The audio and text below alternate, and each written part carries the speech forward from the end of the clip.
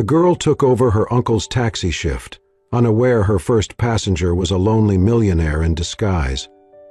The rain drizzled against the windshield in fine mist as the streetlights of New York blurred into long golden smears. Keva adjusted her grip on the steering wheel of the aging yellow cab, her fingers trembling just slightly. Her uncle's shift badge dangled from the rearview mirror, spinning gently as she exhaled, trying to calm the nerves twisting her stomach. It was her first time behind the wheel of a taxi, and she felt like every pothole, every honk, every blinking pedestrian signal was daring her to screw it all up. She muttered under her breath, "I can handle charcoal portraits and oil on canvas, but not cab fares and brake pedals in the rain." Yeah, makes perfect sense.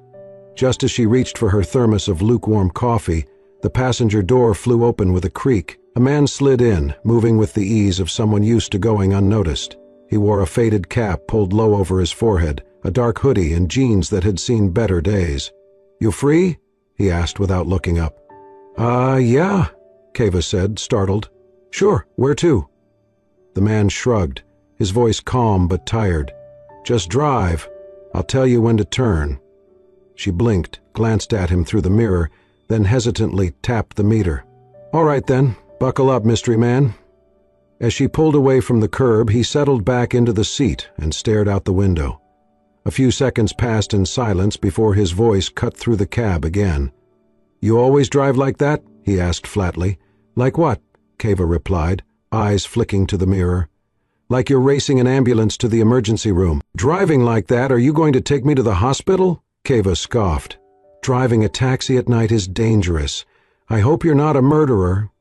Robert arched an eyebrow, half amused. "That's oddly specific."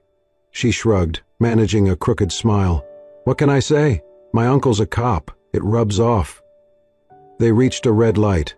The cab idled in the rain as pedestrians hurried across the crosswalk with umbrellas turned inside out. Keva tapped her fingers on the steering wheel to a rhythm only she could hear.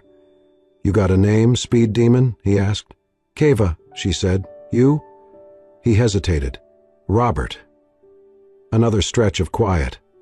"So, Keva," he said slowly, "what's a girl like you doing driving a cab this late? You don't look like the usual crowd." She sighed. "Filling in for my uncle. He pulled something in his back, and I need the money, so—" Robert nodded slowly. "You in school?" "Was," she replied. "Art major. Took a break because money's tight, and apparently the universe doesn't accept sketches in lieu of rent." "Art, huh? You paint?" "Mostly," she said. "Acrylics, some mixed media. I like capturing things people don't notice." Robert turned his head slightly. "Like what?" She smiled faintly. Empty subway seats, cracked glass, people waiting. He gave a quiet, then said, "That's not what I expected.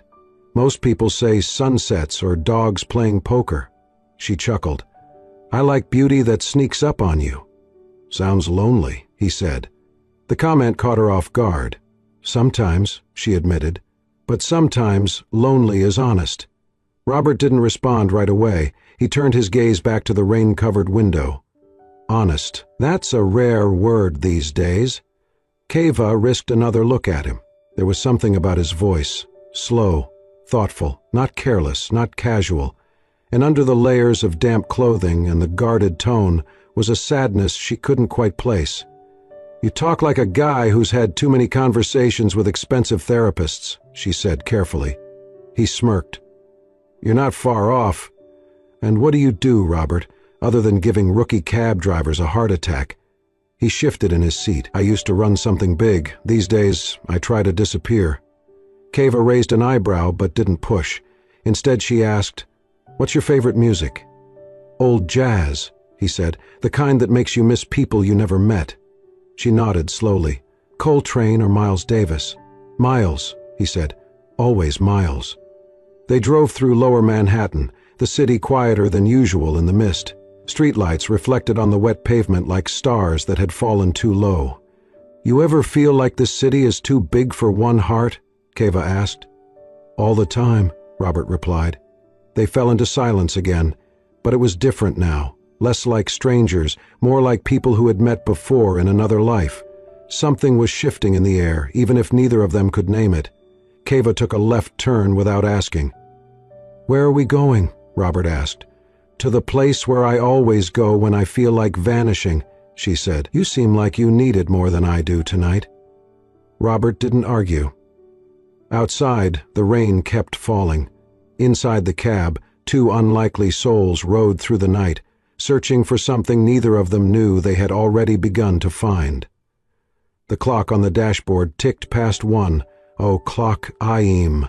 But neither Keva nor Robert seemed in a hurry to end the ride. The cab cruised quietly through the near-empty streets, the rain now reduced to a gentle patter. The city, in its rare calm, had started to reveal a different face, less chaotic, more vulnerable, just like the man in the back seat. "Turn left here," Robert said suddenly. Keva glanced in the mirror. "You got a destination in mind now?" "Brooklyn Bridge, you mind?" She grinned. "Only if you plan to jump off it," he chuckled. "No promises." They crossed the bridge slowly, the wheels humming over the damp steel. The skyline of Manhattan stretched behind them in a golden arc, and for a moment they both looked out in silence. "My uncle used to bring me here when I was little," Robert said softly. "Told me the city looked better from a distance." Keva didn't say anything. She let the words sit, heavy but tender. After a long pause, he added, "Can we stop by a coffee place? One on 9th and Carmine, if it's still there?" "You mean Carmine's Cafe? That place is ancient." "That's the one." 10 minutes later, they were parked outside a faded storefront with chipped red paint and a flickering neon sign that read, "Open all night." Robert disappeared inside, returned with 2 cups of coffee, and handed one to Keva through the open window. "You didn't have to," she began. "I wanted to," he said simply. She sipped it.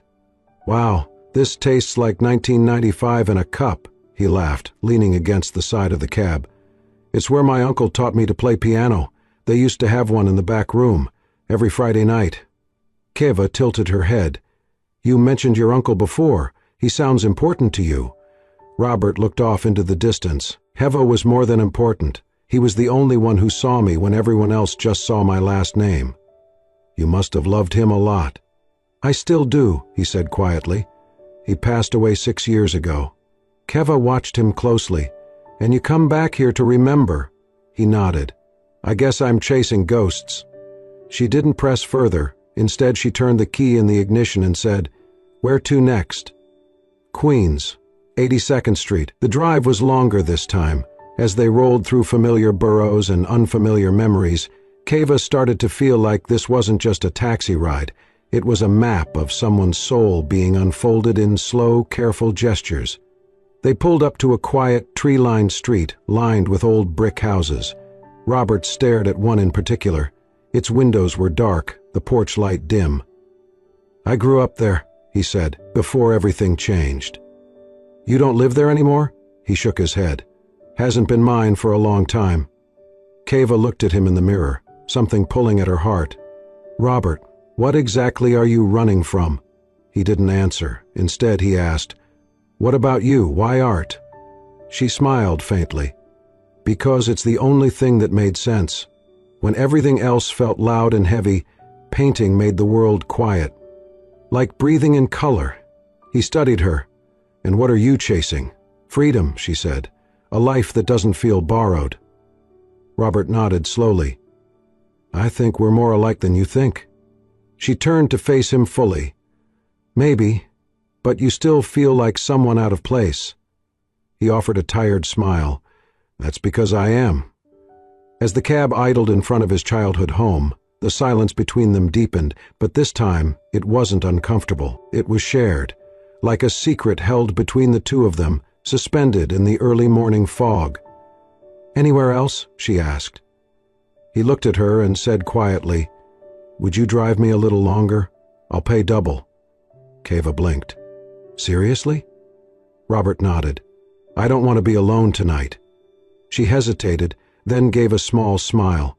"Deal." As she pulled away from the curb, neither of them knew what lay ahead, but they both knew something had shifted. The cab rolled slowly through the quiet streets of Queens, and Keva turned the heat up a notch. The windows fogged slightly, the air inside thick with the scent of old vinyl and fresh coffee. Robert sat in the back, his gaze fixed out the window, watching familiar buildings blur past like memories he wasn't ready to face head-on. "You sure you want to keep going?" she asked softly, glancing at him in the mirror. He didn't respond right away. Then, almost absently, he said, "I'll pay double if you drive me for the rest of the night." Keva's eyebrows lifted. "You serious?" "I don't joke about money," he said, and for the first time there was something heavy in his voice. Not arrogance, just exhaustion. Keva hesitated, then nodded. "All right. But it's not about the money." Robert looked at her, and for a second he seemed to be weighing her, trying to decide if he could trust her with whatever he was carrying. "I haven't told anyone this in years," he said finally, his voice low, almost lost in the hum of the engine.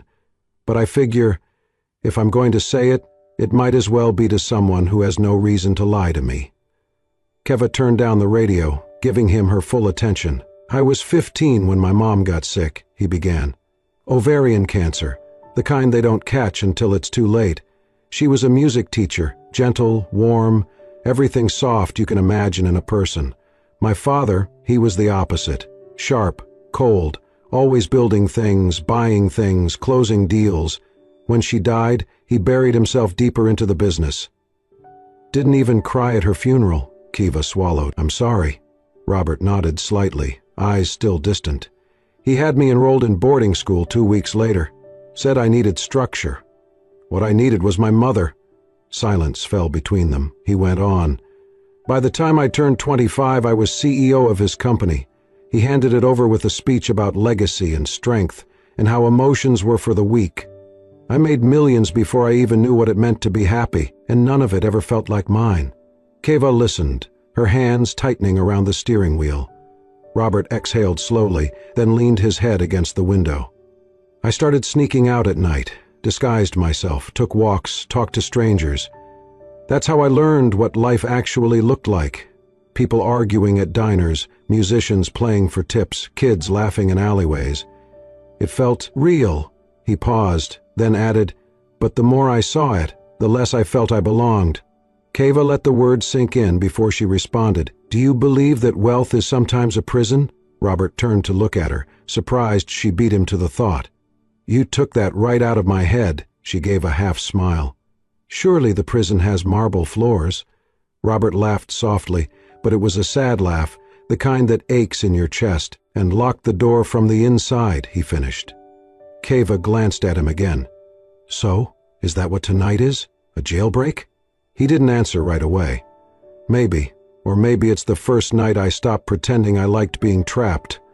They fell into silence again, but this time it was deeper, more intimate, the kind of quiet you only share with someone who has heard your worst and hasn't walked away. Keva turned down a narrow street lined with closed storefronts and dark windows.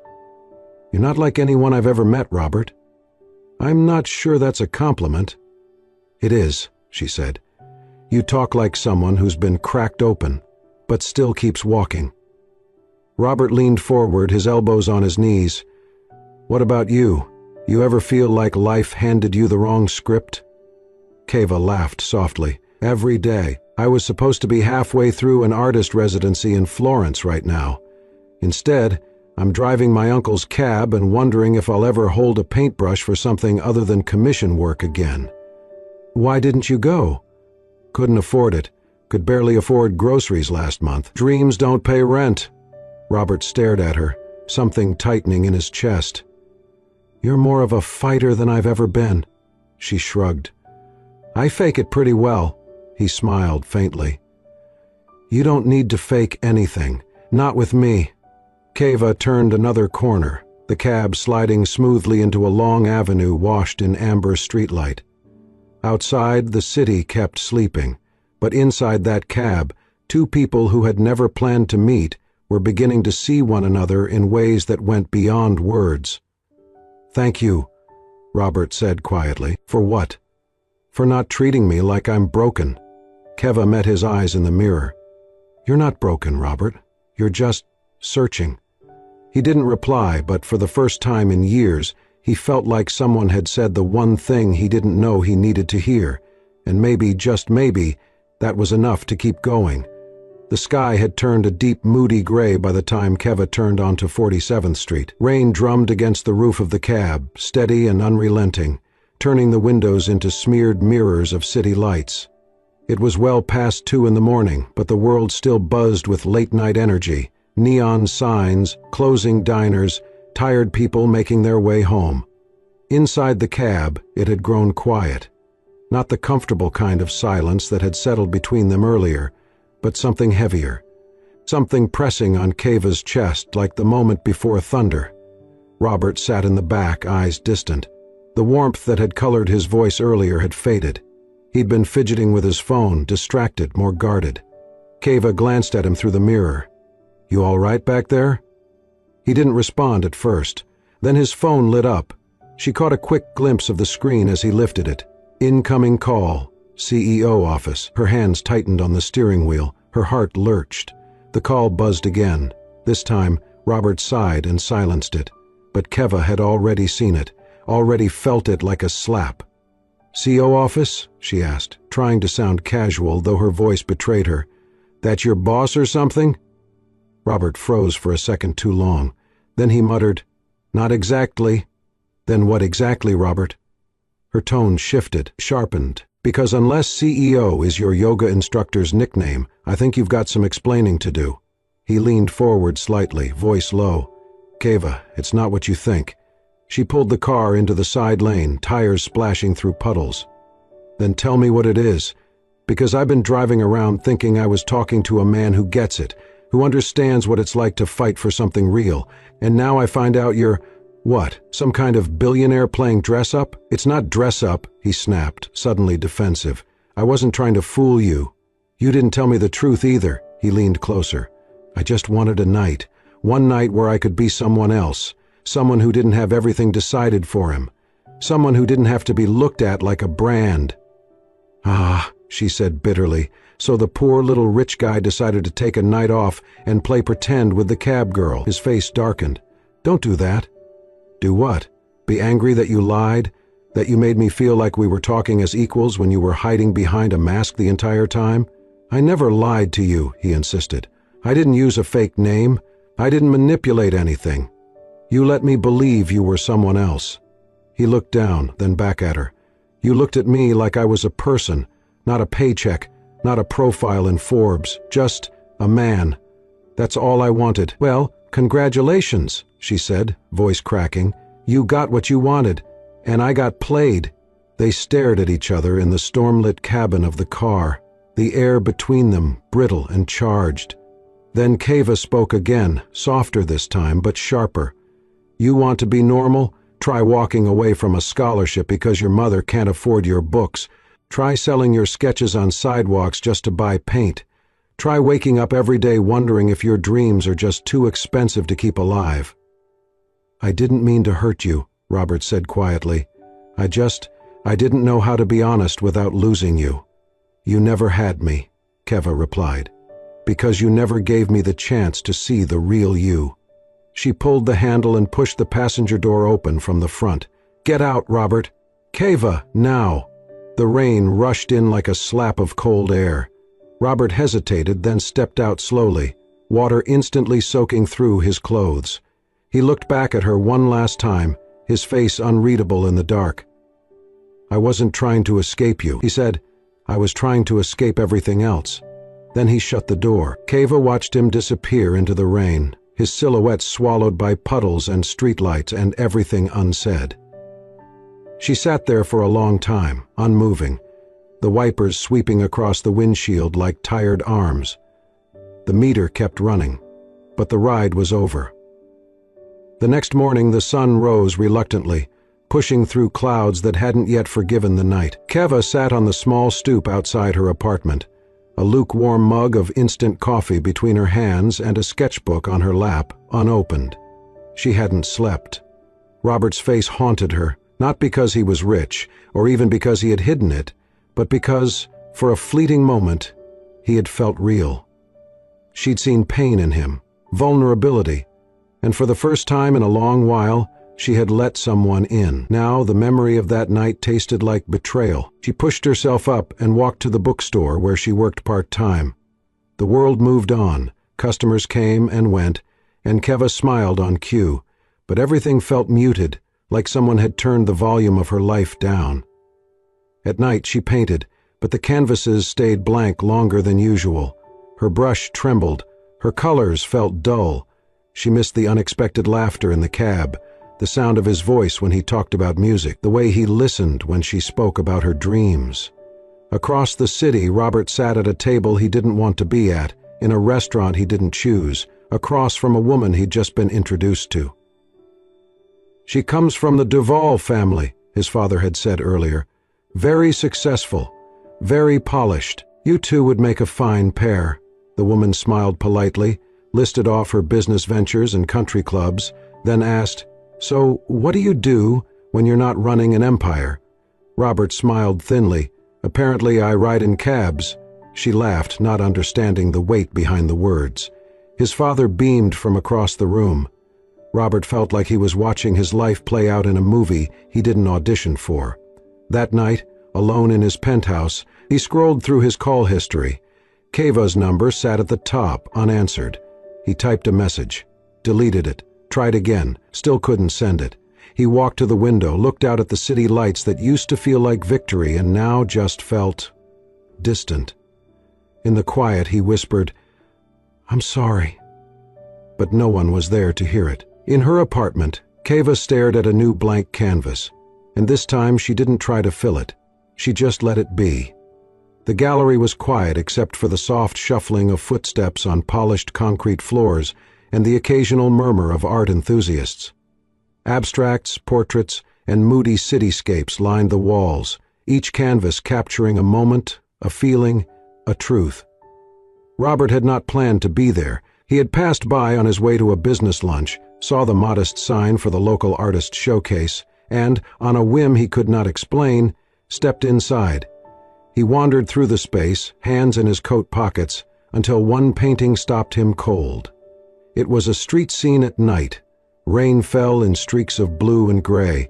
A yellow cab sat at the curb, its headlights glowing softly in the mist. Inside the cab, a man sat in the back seat, barely visible, his face shadowed, his posture weary, head turned toward the rain-blurred window. The driver, a young woman, was caught in the moment of a glance into the mirror, her eyes meeting his. The plaque read, "Stranger in the Rain, Mixed Media by Keva Morgan." His breath caught. He moved closer. Every brushstroke felt like a memory. The fog on the windows, the tension in the cab, the silence charged with something unspoken. It was that night. Their night. Frozen in paint and emotion. She remembered. She had painted him. Robert stood there for a long time before he turned, walked out into the sunlight and pulled out his phone. Keva was stacking a pile of poetry books when the bell above the bookstore door jingled. She looked up and felt her chest tighten. Robert stood there, holding the door, his eyes searching for hers across the rows of bookshelves. He looked the same, simple jacket, dark jeans. But there was something softer in his posture, something less guarded. For a moment, neither of them moved. Then he took a step forward. "I saw the painting," he said. Keva blinked. "What are you doing here?" "I needed to see you," he said. She crossed her arms. "So now the CEO has time for bookstore visits?" He winced slightly but didn't look away. "I deserved that." "Yeah," she said, her voice sharper than she meant. "You did." "I didn't come here to explain away what I did," he said, "or who I am. I came because I saw that painting and it felt like you'd taken a piece of my soul and put it on a canvas." Keva looked down. Her fingers traced the spine of a book on the counter. "You were never just a fair to me." "I know." She looked at him. "Then why lie?" He stepped closer. "Because I was scared. I spent so long living behind titles and expectations, I didn't know who I was without them. And when you saw me not as a name or a fortune or a position, but just me, it terrified me. Because it was real." She didn't speak. Her throat tightened. "I was scared of losing something that actually mattered," he continued. "But by hiding, I lost it anyway. He exhaled, voice lower now. Keva, I'm sorry. I didn't mean to make you feel like I was playing with your life. I wasn't. Meeting you, it was the first honest thing that had happened to me in years. She studied him for a long moment. I don't care about your money, she said finally. I never did. But I needed you to be real with me, all the way. I will be, he said. From now on. She gave a small nod, but there was hesitation in her eyes. I don't know if I can just jump back in, she said. There's still this space between our worlds. I live in a rented apartment and take shifts just to afford paints. You live in a world of tailored suits and strategic mergers. How do we even meet in the middle? Robert looked at her, really looked at her, then said gently, I don't need a world of suits. I just need someone who sees me. And I think that's more than enough middle ground. Keva didn't answer right away, but she didn't look away either. Their silence stretched, thick with emotion and possibility. Then a voice called from the back of the store, her manager asking for help with inventory. I should get back, she said softly. He nodded, stepping back. I'll wait. She looked at him again, surprised. As long as it takes, he said, and for the first time since that night in the rain, Keva allowed herself to believe he meant it. The study was silent except for the ticking of the antique clock on the wall. The air was thick with expectation and quiet fury as Robert stood across from his father, a glass of untouched whiskey in his hand. The older man sat behind his massive desk, posture perfect, every word that came from his mouth laced with calculation. She is not right for you, Robert, his father said, calmly but firmly. This is not emotion, it is logic. You know what is at stake. Robert didn't flinch. What's at stake is your control.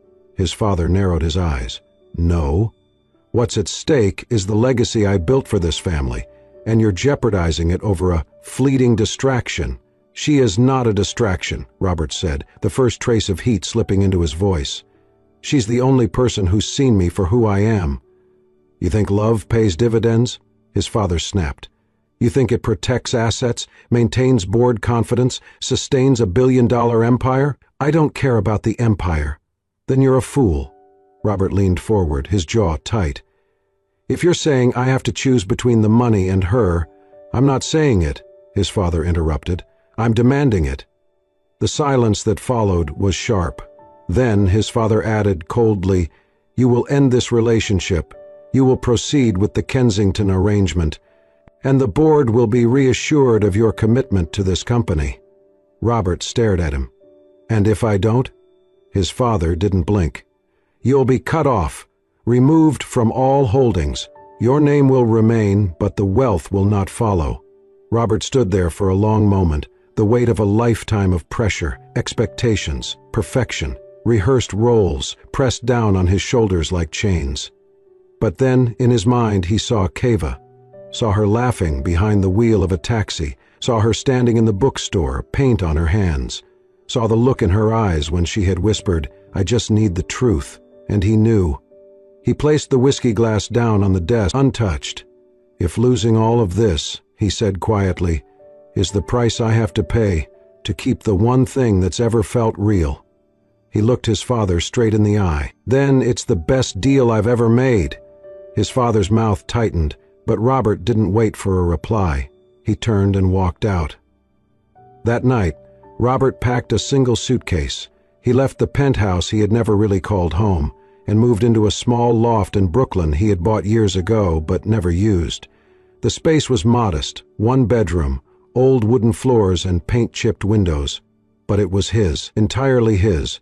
He spent that first night on a mattress on the floor, surrounded by boxes, with no staff to cook or clean, no assistants to plan his week, and for the first time in years, he breathed freely. The next morning he made his own coffee, burned his toast and smiled. Later, he sat at his desk and pulled out a notepad, not a laptop, not a voice assistant. He began sketching something new, a life, a gallery space he wanted to fund, an art scholarship, a letter he would write to Keva. He wasn't sure what would happen when he gave it to her, but he knew one thing for certain. Whatever came next, it would be his choice, and he would choose her. every time. The walls of the old community center were lined with color, finger-painted suns, messy self-portraits, wild acrylic jungles crafted by small, eager hands. Keva stood in the middle of it all, her smock covered in smudges of blue and yellow, smiling as a group of children gathered around their canvases. It had been a year since that stormy night. A year since a stranger climbed into her cab and changed everything. And now Keva was no longer just surviving. She was painting, teaching, laughing, living. She had turned her dream into something real, an after-school program for kids who had nowhere else to go. Some of them had never touched a brush before. Now, they left the center with paint on their cheeks and light in their eyes. And Robert? He had kept his promise to her and to himself. He stepped away from the world of power suits and gold-plated elevators. He created a foundation that funded arts education in underserved communities. He showed up at gallery openings in rolled sleeves and sneakers. His name was still whispered in boardrooms, but he no longer cared to be in them. And every Saturday, without fail, he came to Keva's class. Not as a sponsor, not as a savior, but as Robert.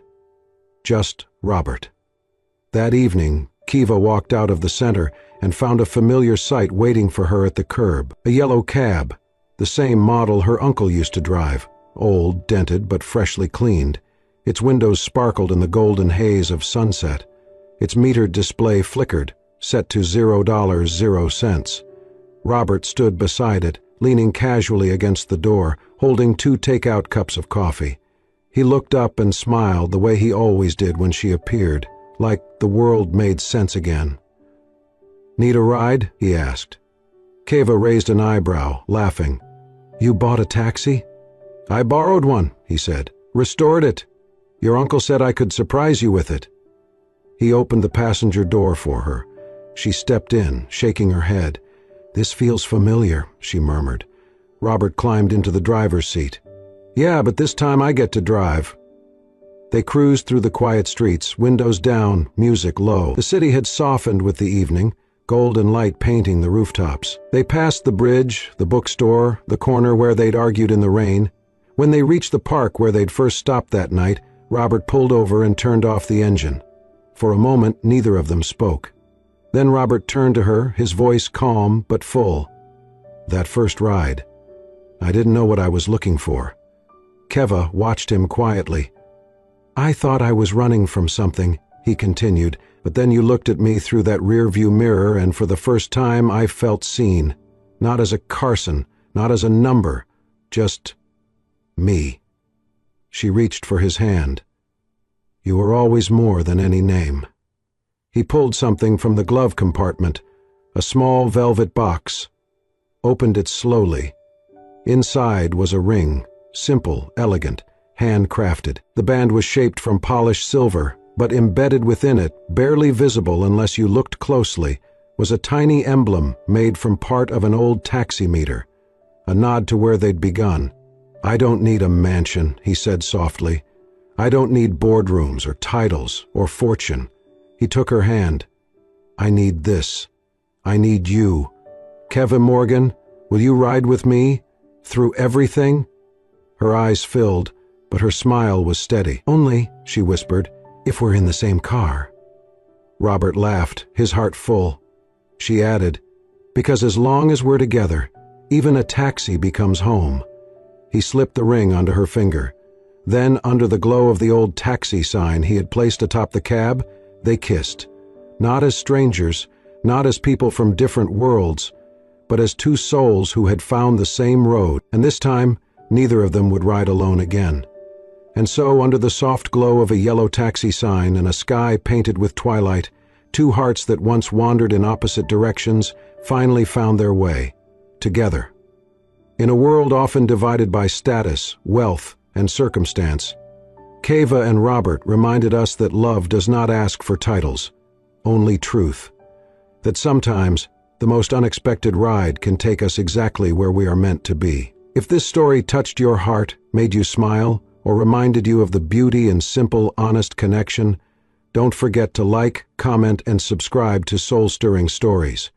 We bring you real emotions, unforgettable journeys, and tales that heal the soul, one story at a time, because sometimes all it takes is one ride to change everything.